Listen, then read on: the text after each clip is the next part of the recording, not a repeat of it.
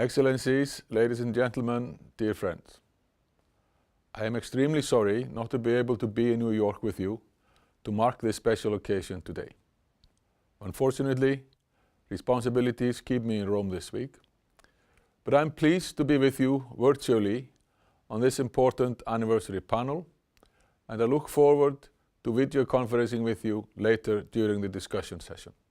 This occasion, to mark 20 years of the United Nations Fish Stock Agreement, has a special significance to me. Later this year, in October, we will also be celebrating 20 years of an instrument that reinforces and complements the work of this agreement, the Code of Conduct for Responsible Fisheries. The Code and subsequent instruments and guidelines adopted to support it, such as the various international plans of actions, are key instruments for the sustainable management of our fish stocks. The international community has increasingly recognized that strengthening global oceans governance is best achieved by emphasizing the important role of the regional fishery organizations.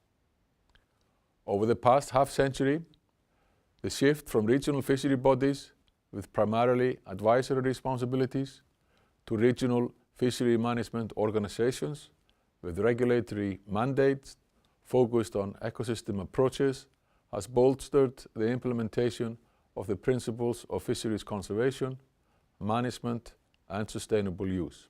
These principles are key elements in the Code and are also reflected and reinforced in subsequent instruments, including international plans of actions and guidelines, most recently the voluntary guidelines on flag state performance.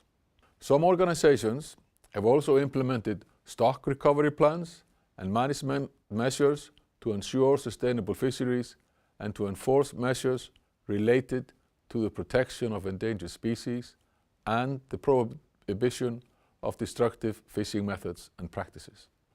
As these bodies assume an increasingly proactive role, we have excellent examples of best practices on fostering regional dialogue and strengthening international cooperation in the conservation and management of the fisheries resources, and I firmly believe these success stories and lessons learned are an opportunity for us all to learn what works best. Historically, FAO has provided partnership and assistance to the world regional fishery bodies, including technical assistance to its members in their efforts to establish new bodies where regional advisory and/or management mechanisms are not in place. FAO also hosts and assists the Regional Fishery Body Secretariats Network, a community of more than 50 regional fishery bodies whose work is instrumental to the viability and sustainability of the world fisheries. In order to promote the robust implementation of the Fish Stocks Agreement and other international fisheries instruments, many bodies have conducted performance reviews, and some have revised and updated their statutes or agreements, such as the General Fisheries Commission for the Mediterranean. New regional fisheries management organizations have been established in areas where they did not exist or are under development.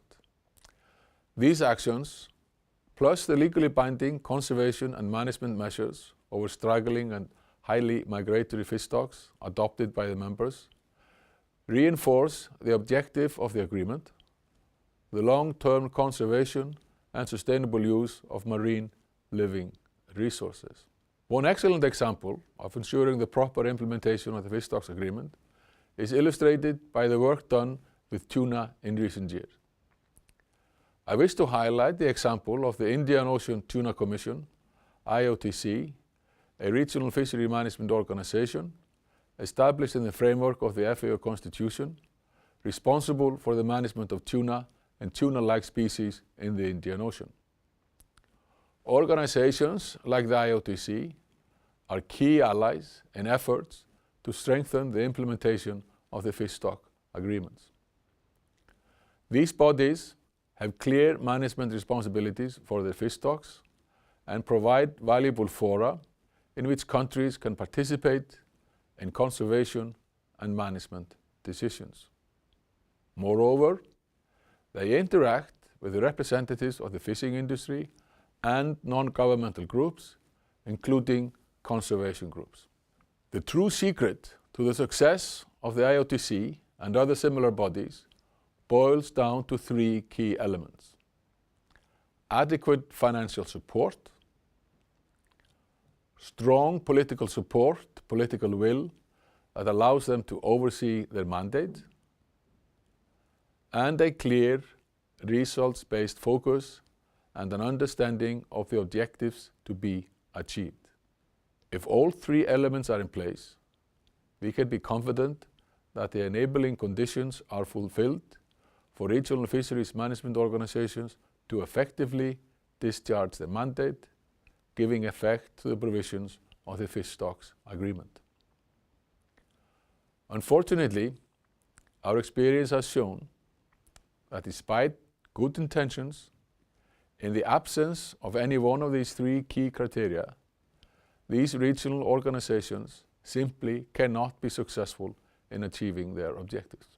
We have an excellent opportunity to bolster political will through strengthening the implementation of the provisions foreseen in the Fish Stocks Agreement by supporting the agreement on port state measures to prevent, deter, and eliminate illegal, unreported, and unregulated fishing. As you know, the agreement aims to prevent illegally caught fish from entering international markets through ports. This international agreement was adopted in 2009. 11 countries have currently ratified, accepted, approved, or accessed the agreement, but we need to reach 25 for the agreement to enter into force. FAO has continued to expand its program to support the implementation of the Port State Measures Agreement. The program activities aim to facilitate the entry into force of the agreement and its implementation. In addition, they contribute to the development of national capacity to maximize the benefits available through the effective use of the Port State Measures Agreement and promote bilateral, sub-regional, and/or regional coordination. Ladies and gentlemen, today in New York, we celebrate 20 years of the Fish Stocks Agreement.